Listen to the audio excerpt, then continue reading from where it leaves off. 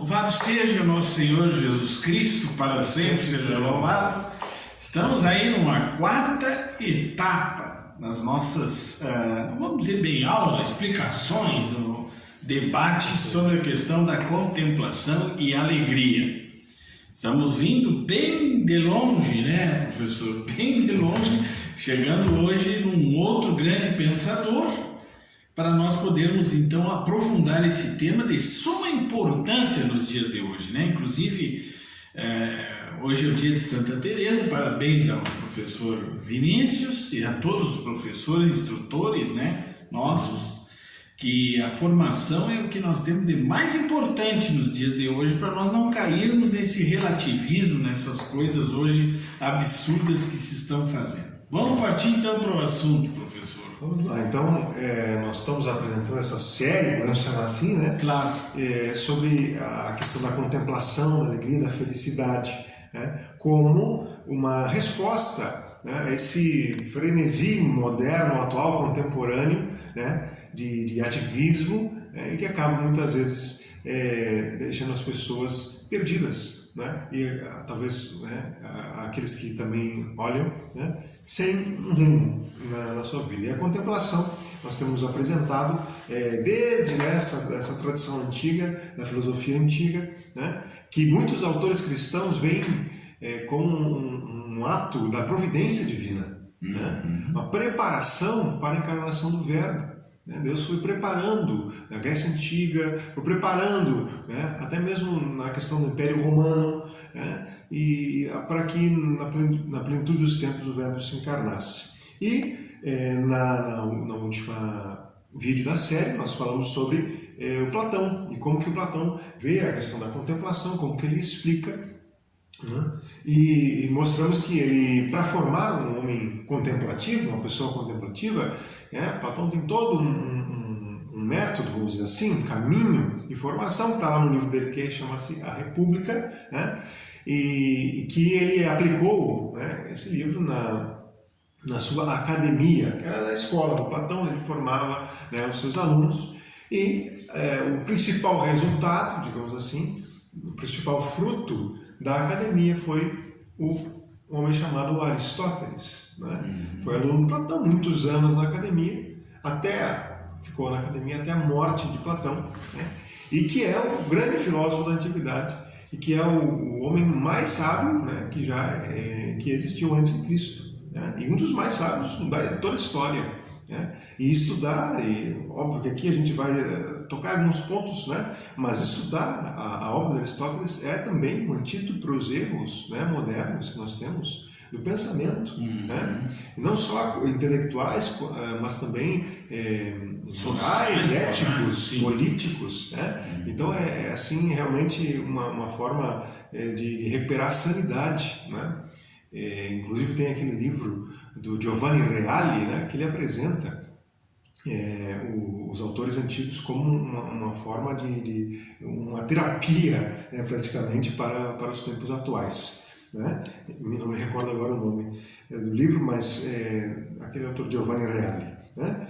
Então o Aristóteles é chamado, inclusive, pelo grande doutor da igreja, doutor Angélico, ele é chamado de o filósofo, né? Quando São Tomás se refere a ele nos seus escritos, ele não cita o nome, mas ele fala o filósofo com F maiúsculo, né? Então ele é filósofo por excelência, né? Claro, antes da tradição cristã, mas é um grande exemplo para nós, e a gente quer tratar de alguns pontos aí, né, do Aristóteles. Então, o primeiro ponto, que ele foi então aluno de Platão, a vida, né, até o fim da vida de Platão.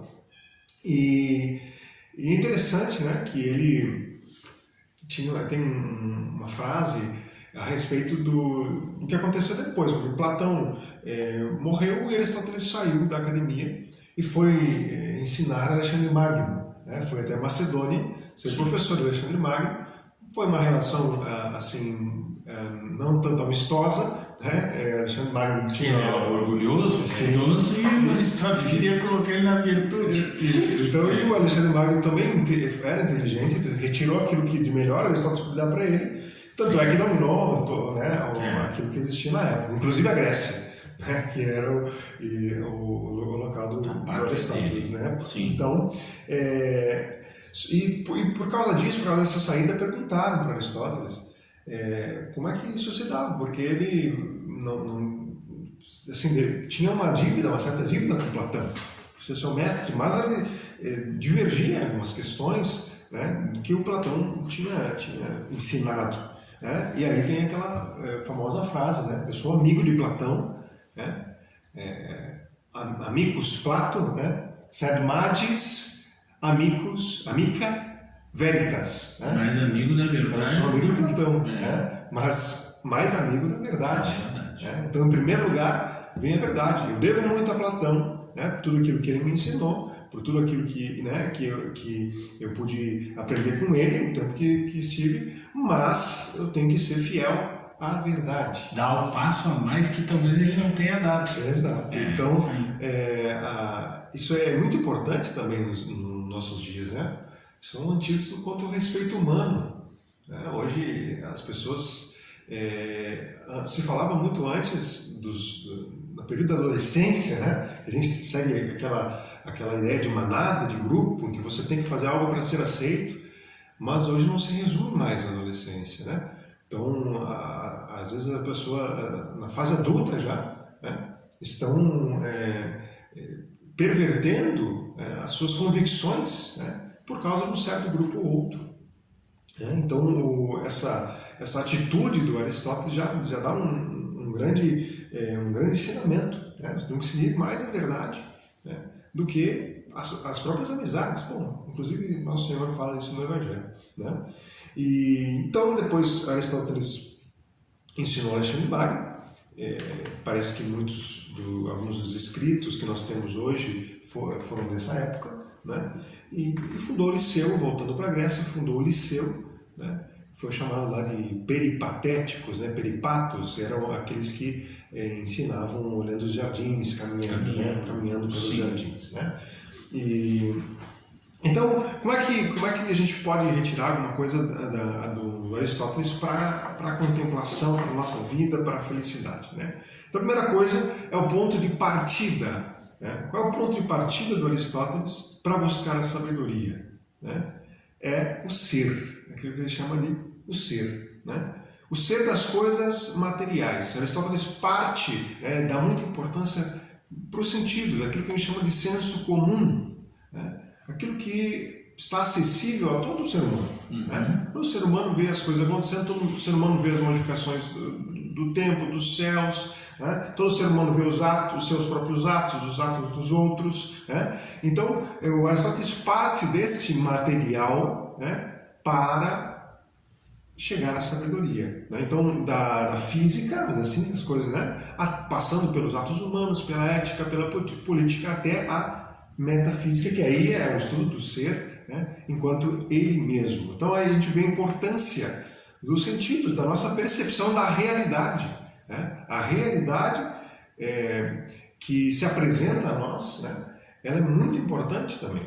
Por quê? Porque hoje nós temos, desde a fundação da filosofia moderna, uma inversão disso. É a nossa cabeça que manda na realidade.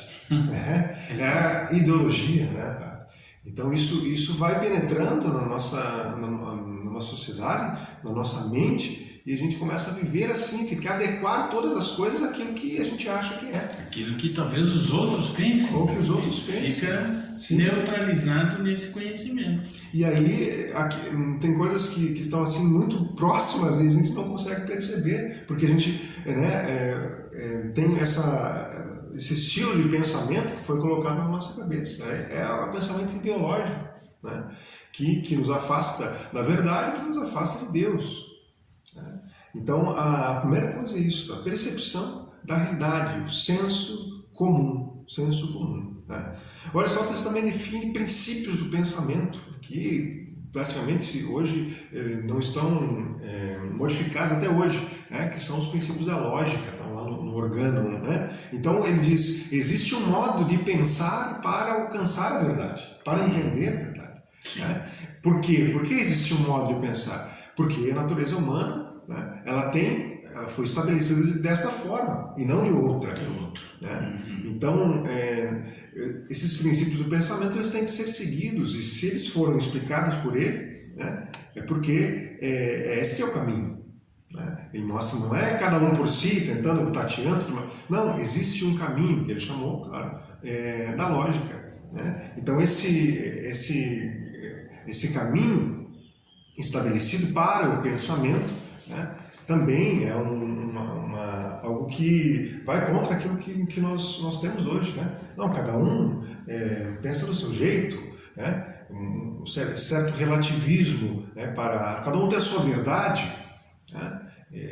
Segundo a definição do Aristóteles, não. Nós temos estabelecido alguns passos, alguns princípios do pensamento. Né? Alguns princípios do pensamento. E depois, também importante a questão da ética, né? Quando ele estabelece as virtudes, né? As virtudes como hábitos que aperfeiçoam a natureza humana. Talvez isso que tenha dado confusão lá com o imperador, né? Porque eles não eram muito disso aí. Quando entrava nessa parte, o próprio Sêneca também, né? Se não me engano, era muito rejeitado no Império Romano. Quando entra nesse lado, aí nós não queremos mudança, a gente quer continuar. E é o que a gente viu hoje também. Hoje também. Inclusive tem uma frase atribuída ao Leibniz, né, que existe as pessoas, se a matemática, né, exigisse alguma mudança moral, as pessoas conseguem duvidar que 2 mais 2 é igual a 4. Exatamente. Né? Então aí a gente relativizar, não, mas não é bem assim, quem sabe a verdade da fé nossa, da igreja, né? O pessoal gosta de colocar empecilhos aquilo ali. Porque, claro, aquilo vai exigir, né? A verdade exige a mudança. A verdade exige viver de acordo com ela. E a virtude é a luta contra si mesmo para que essa verdade aconteça. Né? Com certeza. Então, o Aristóteles, né, na Ética Nicômaco, ele define quais são as principais virtudes. Né? E que as virtudes que hoje nós chamamos de virtudes cardeais, né, são as virtudes morais, as virtudes dos atos humanos. As virtudes próprias do ser humano segundo a sua natureza. Né? Então, para viver bem, né? Ou seja, para viver de acordo com a sua natureza, né? Isso é importantíssimo, porque um livro, as páginas do livro não são um papel higiênico. Né? As páginas do livro têm uma finalidade e foram criadas. Se for do Paulo Coelho, acho que dá para ser usado. Então, mas elas têm uma finalidade, quer dizer, a folha do papel higiênico, etc., tem folha simples, folha dupla, né? Então, agora a folha do livro não. O celular ele foi usado ele foi criado, foi feito por engenheiros, etc., para ser usado para ligações, hoje em dia para outras coisas também, né? Não é para, não é como, sei lá, como outro artefato. Uma coisa é o celular, outra coisa é o liquidificador, né? Então, todas as coisas, elas têm a sua perfeição, né? Elas funcionam bem se agirem de acordo com a sua natureza, né? De acordo com a sua essência. O ser humano tem uma essência, e dessa essência participa, né, a viver bem, agir bem. Então, agir bem é agir de acordo com a essência, é agir de acordo com aquilo que é o ser humano. Então, isso é importante também, porque hoje nós temos uma relativização também da moral, da ética. Né? E começa dizendo assim, não, mas nós temos que ver que existem tradições diferentes. Então, existe a tradição, o Aristóteles tinha a tradição dele na Grécia. Agora, na China, nós tínhamos outra cultura. Então, na China, para eles a moral é diferente. O povo de Israel, os hebreus, tem outro tipo de moral, os 10 mandamentos, etc. Então, aí você vai retirando, né, sutilmente, muitas vezes, alguns professores. Aquilo que seria a verdade real. A verdade real, que é universal. Universal. Isso é importante que o Aristóteles coloca. Óbvio que essas questões individuais, elas existem, né? Mas para além delas, e isso é próprio do ser humano, perceber isso, né? Isso é próprio da natureza humana, né? Perceber isso que está além desse caos, né, que os nossos sentidos veem, né? Perceber que existem coisas universais que se aplicam a mim, né, que tenho aí 29 anos, nasci lá numa cidade na fronteira com a Argentina, e que se aplicam ao padre Gibboni, né? Eu que sou casado, certo? O padre Gibboni, que é sacerdote, que viveu, né, nasceu em Rosário, que estudou em Santa Maria, etc., que morou na Espanha, lá onde morou Santa Teresa, etc. Então, vidas completamente diferentes, mas algumas coisas são comuns. Isso, né, o senso comum percebe, as pessoas percebem. Quando você vai criar um filho, você não quer reinventar a roda. Né? Você percebe aquelas coisas que deram certo com você, vai tentar repetir e vai tentar aplicar. Né? Então, a natureza humana existem coisas que são compartilhadas, né, e universais. E Aristóteles vai explicando como que se dá essa busca pelo hábito, como a ciência cristã, né, as virtudes morais, principalmente. Depois ele fala das intelectuais, mas primeiro vem as morais. Ele diz assim: primeiro você tem que buscar a fortaleza. Né? Diante do perigo, você não pode recuar. Né? Pelo perigo de morte, né? Você não deve recuar. Não sendo, como posso dizer, me foge a palavra, quer dizer, você se atirar numa batalha, você sair correndo diante do inimigo. Não isso. Né? Por quê? Porque a virtude, diz, é um termo médio, a virtude é uma justa medida. Então, ela não está nem na você ser temeroso, né? E nem ser avançado, né? Assim, uma coragem né, imprudente, vamos dizer assim. Né? Então, você tem que aguentar o tranco, né? Vamos dizer assim. Então, diante principalmente do perigo de morte, perigo de vida. Né? Nós vemos o maior exemplo disso são os mártires. Né? A fortaleza dos mártires diante dos tormentos que eles eram impostos, né? Dos mais diversos tormentos. Era cortar... eu ouvi recentemente um mártir da Revolução Francesa, em que ele era um sacerdote, que foi feita uma tortura assim. Ele estava celebrando a Santa Missa na igreja e entrou o exército lá, e foram matando as pessoas que estavam na igreja.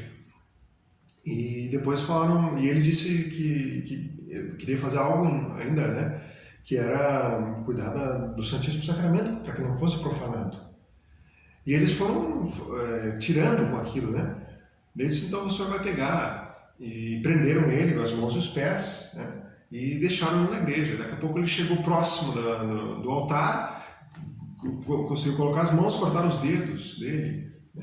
Depois tiraram a mão e ele foi com a boca.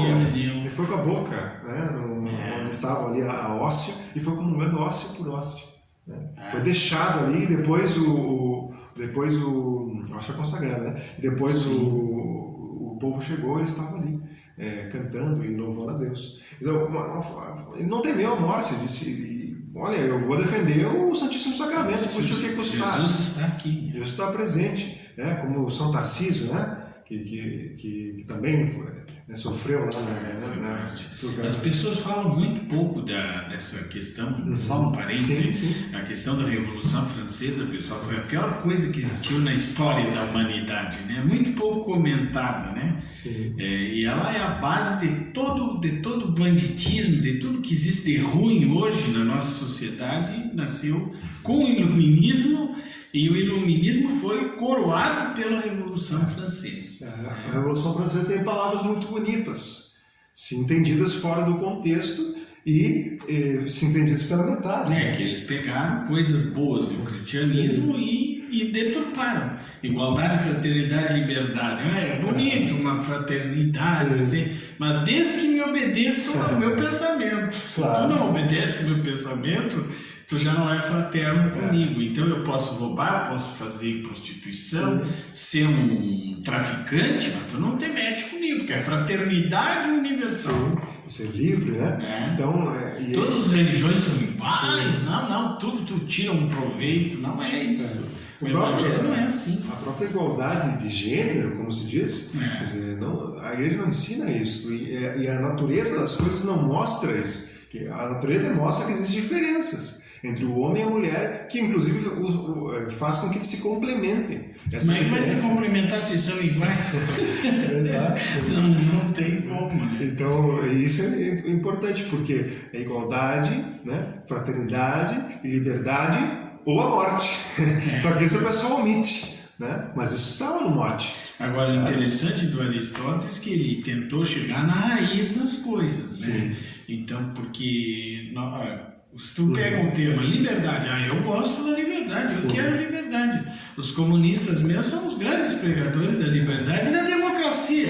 Nós fizemos por democracia, mas eles são os maiores ditadores e matam pessoas e fazem horrores porque eles dizem que querem liberdade. Eu quero que tu seja feliz, senão eu vou te matar.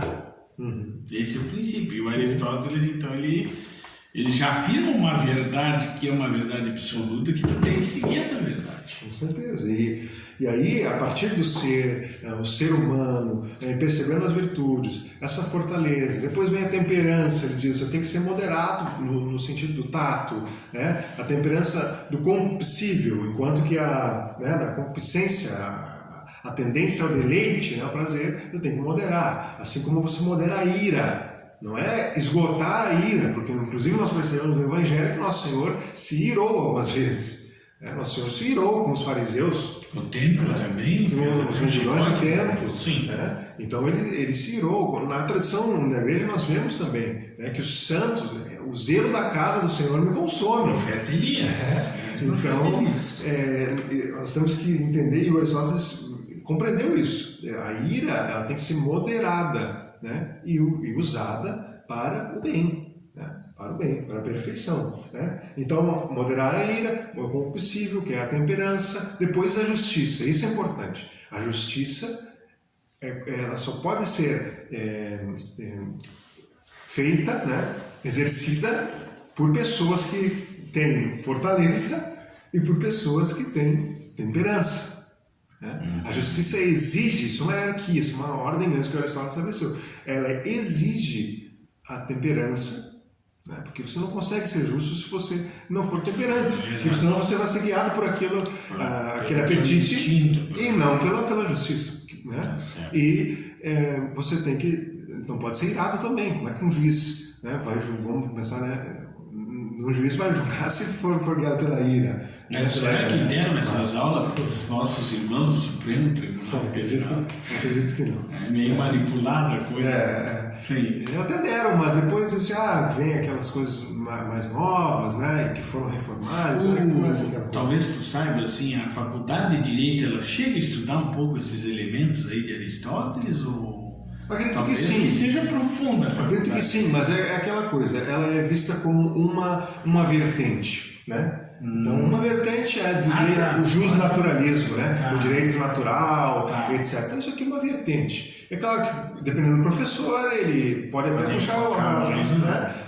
Mas, geralmente, pelo que a gente vê, não, né? Aí depois tem a vertente do positivismo jurídico, né? E depois tem a vertente mais recente, que a gente chama de ativismo judicial, eles não chamam assim, né? Mas na prática é assim, né? E a gente tem que nominar as coisas como elas são, né? Claro. É ativismo judicial, que aí tem outros autores, o Dworkin, né? O Alexi, etc., que são autores, já que, digamos que eles vão além do positivismo jurídico já e superam, né, na ideia do justnaturalismo. Mas existem autores que trabalham autores modernos, assim, contemporâneos que trabalham, né, a ética aristotélica no direito. Foge agora o nome, mas existe, né? Americano, se não estou enganado. Certo? Então, o Aristóteles ele define essas virtudes, mas uma coisa importante, inclusive está na Suma Teológica, é citar por São Tomás. Aristóteles diz: cada coisa é aquilo que nela é principal, ou aquilo que nela é de mais elevado, né? Então, o que é uma coisa? Bom, eu tenho que ver o que é mais importante naquela coisa. Isso é o que define aquilo, certo? Então, o que é uma luminária, certo? Então, o que define a luminária? O que é mais importante na luminária? É isso que ela é. Porque ela tem várias coisas, tem fios, né? tem revestimento, né? Tem a lâmpada. O que ela transmite, no caso? Né? Produz a luz. Né? Depois eu vou tentar a ver com o que está por detrás. Tá por detrás. Mas inicialmente é isso aí. O que é principal na luminária? Né? Então, o Aristóteles, a gente pode se perguntar o que é principal no ser humano. Né? E ele faz todo um caminho, ele vê o que é principal, quer dizer, aquilo que diferencia dos outros seres que existem. Então, existem os minerais, que são inertes, né? O mineral, a pedra, né? Por exemplo. Né? Existem os vegetais, eles crescem, se desenvolvem, isso é o principal deles, tá? E morrem. Existem os animais que têm, os animais têm capacidade sensitiva, né? Então eles têm os sentidos, eles percebem as coisas, né? Se você machucar um animalzinho, ele vai sentir, vai sofrer com aquilo, né? Não vai sofrer como nós que estamos entendendo as coisas, mas vai sofrer. Ele sente, ele é capaz de sentir. Sim. Né? E o ser humano, certo, que está ainda acima dessa hierarquia, que o ser humano ele tem alma racional. Né? Racional. Então é isso que diferencia o ser humano do restante, né, da criação, digamos assim, né, do restante dos seres que existem. Né? Então o que é principal no ser humano é a sua racionalidade, é a sua alma racional, e dentro da alma o que é mais importante é a sua inteligência. Né? Então o que define o ser humano é a sua alma, e sobretudo a sua inteligência. Então como é que o ser humano vai ser feliz então? Como a gente estava falando, né? Então as coisas têm que, cada coisa foi feita para, né, uma finalidade, e cumprir essa finalidade, né, é ser virtuoso e ser feliz, viver bem. Né? Como é que a gente é feliz? Então, quando desenvolve inteligência. A inteligência ela busca o quê? Ela está atrás do quê? Ela está atrás da verdade. Né? E ela descansa quando encontra a verdade. Né? Esse descanso, quando encontra a verdade, é justamente aquilo que a gente está chamando de contemplação. Né? A contemplação é esse descanso, é essa intimidade com a verdade. Né? Então, o Aristóteles parte daí para mostrar que a perfeição humana, que a felicidade humana se encontra, né, quando a inteligência se desenvolve e ela se depara com a verdade, né, e adquire esse descanso. Né? Inclusive que ele fala que a contemplação é como um feriado, né? Ele compara assim com um feriado, esse descanso na verdade. Né? Importante que ele fala na metafísica, porque às vezes, como nós estamos falando de termos diferentes, ou termos da filosofia, parece que isso se resume, né, aos filósofos, quer dizer, aos acadêmicos, etc. Né? E não, justamente por isso a gente não está fazendo um curso formal, a gente está dizendo que a contemplação, né, ela, de um nível menor ou maior, ela está disponível para todas as pessoas. Né? Para um processo todo de busca. Mas sim. E o Aristóteles ele percebeu isso, ele diz no início, a primeira coisa da metafísica, ele disse: todo o homem, todo ser humano deseja naturalmente a sabedoria. Né? Deseja, que é algo que liberta ele, né? Faz que ele se identifique. Exato, e que aperfeiçoa a sua natureza. Né? Então, todo ser humano não é o Aristóteles, o Platão, e o Tomás de Aquino, o Papa, não sei quem. Não, todo o ser humano deseja. Seria um direito e um dever. Um dever que se lhe impõe, né? Que o direito hoje é um direito natural, né? Não como o jeito como a gente entende hoje, que é o direito que está no papel lá, que foi estabelecido numa convenção. Não, o direito natural, realmente, né? Perfeito. Que se lhe impõe, quer dizer, é uma coisa que salta aqui, né? E isso, essa ânsia, né, do ser humano, ela vem, né, justamente porque naturalmente foi colocado isso. Né? Nós entendemos hoje por Deus, né? Pela natureza por Deus, né? Porque Deus estabeleceu a natureza, que é a busca do saber, né? A busca da verdade e de ficar com ela, de permanecer com ela, de ter com ela o trato, né? Que é a contemplação, certo? E isso faz, e a gente vai caminhando, né, já para a última parte, isso faz com que o ser humano então busque as causas. Aristóteles define a ciência como a busca das causas. Então, como é que o ser humano deseja o saber? Então, como é que ele vai atrás desse saber? Ele vai buscando as causas. Né? A gente falou da luminária, a gente falou da própria natureza humana. Né? E o Aristóteles mostra isso na obra dele. Então, as coisas físicas, a biologia, a psicologia, a ética, a política, a metafísica, tudo, né? que ele foi indo atrás de causas, né? De causas. O que causa isso? O que causa aquilo? Né? E aí a relação dessas causas, ele foi estabelecendo a relação dessas causas, e você vai percebendo pela contemplação que essas causas elas não são confusas, elas não são dispersas, mas elas têm relações entre elas. E essas relações vão como que, assim, uma comparação meio esdrúxula, mas como que um organograma, né? Sabe aquele organograma de empresa que você, né, tem aquele organograma, você vai, cada cargo, etc. E no centro tem, geralmente, o dono da empresa, né, ou o objetivo da empresa. Né? Então Aristóteles foi buscando isso até que ele chegou, e foi, na antiguidade, aquele que chegou mais próximo, e o único que fez isso, né? E foi estabelecer que existia uma causa, uma só causa primeira para todas as coisas, que causava, né, o ser de todas as coisas. Aí chegamos em Deus. Certo? Que depois São Tomás, no início da sua teológica, né, vai fazer todo o trabalho, vai fazer o trabalho em cima disso, ali, aquelas conhecidas 5 vias. Né? Então ele diz, o Aristóteles, que existe essa causa, a primeira causa de todas as coisas, existe, né, o primeiro motor, né, porque as coisas, por exemplo, a matéria, né, os minerais, ela é inerte, né, a matéria não tem vida própria, certo? Mas as coisas estão organizadas. Como é que as coisas estão organizadas? Né? Parece que alguma coisa organizou. Né? Ou se a gente pensar o seguinte, pensar um movimento com qualquer mudança, e pensar uma rocha, quer dizer, a rocha muda de cor. Né? Mas muda de cor porque tem ali contato com a água. Tá, mas e a água? Qual é a causa da água, das marés? Então, as marés por causa do vento, mas qual é a causa do vento? Então, se a gente for buscando essa de causa em causa, né, isso não pode ir até o infinito. Ele vai nos mostrar que existe a necessidade de haver uma causa inicial que não foi causada. Né? Que é Deus. Ou um motor, ou seja, que faz as coisas se moverem, né? Que faz as coisas mudarem. A água faz a rocha mudar, o vento faz a água mudar de posição. Né? Então, se a gente for indo de causa em causa, né, nós vamos ter que necessariamente chegar numa primeira causa, né? Ou de um primeiro motor, mudança, motor, movimento, né? O primeiro motor que não foi mudado, modificado por nada, que é o próprio Deus. Né? Então nós vemos que Aristóteles foi, na antiguidade, o único que chegou nessa noção de Deus, né?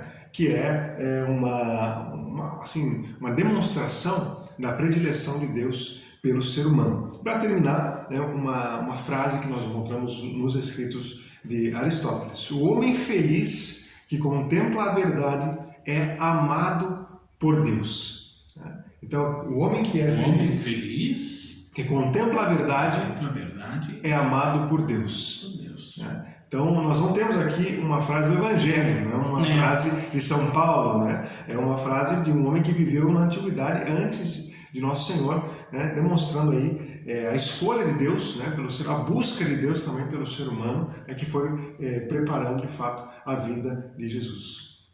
É isso aí, então, uma maravilha, né? Já estamos na 4ª etapa, né? E aprofundando o Aristóteles, nós vemos que nós temos que evitar todo o relativismo que existe no mundo moderno e vivermos mais essa verdade, né? Esse encontro com a verdade que vai nos fazer mais sábios e mais felizes também. Nós vamos continuar. Próxima colocação com o professor Vinícius, agradecemos a sua presença, né? E que Deus nos abençoe. Não esqueça de fazer seu like, marcar o positivinho ali e divulgar o nosso canal para que outras pessoas tenham conhecimento e a formação necessárias para crescerem também no amor de Deus. Um grande abraço a todos.